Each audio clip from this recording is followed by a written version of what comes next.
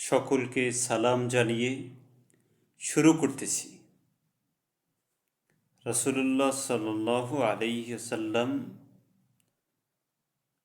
তার ক্ষেত্রে কোন ভাষা, কোন শব্দ ব্যবহার করা একজন মুসলমান, একজন মুমিন, একজন মানুষের উচিত, এটা আমরা না জেনেই অনেক সময় নবীদের ক্ষেত্রে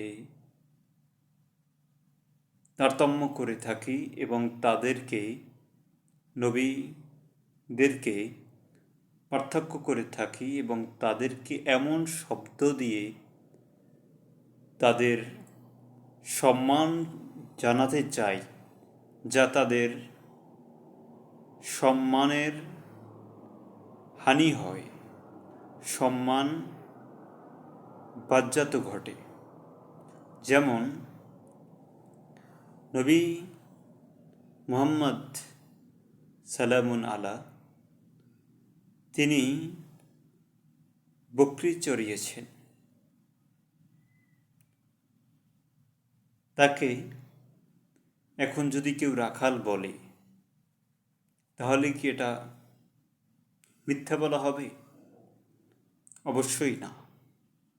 কিন্তু রব্বুনা আল্লাহ তিনি নিষেধ করেছেন, হে মুমিনগণ, তোমরা নবীকে রইনা বলো না, অর্থাৎ রাখাল বলো না, বরং বলো উনজুর না, আমাদের দিকে তাকান। রাখাল বলো না। তাহলে কি হলো? যে তিনি রাখাল ছিলেন, কিন্তু তাকে রাখাল বলা এটা তার শানে যায় না। তাকে উনজুর না, কোন শব্দ তার ক্ষেত্রে চয়ন হবে, এটার ক্ষেত্রে অবশ্যই নবী রাসূলদের ক্ষেত্রে অবশ্যই ভেবে চিনতে তারপরে কথা বলা উচিত। তারপর আবার আল্লাহ তাআলা বলেছেন যে তোমরা একে অপরকে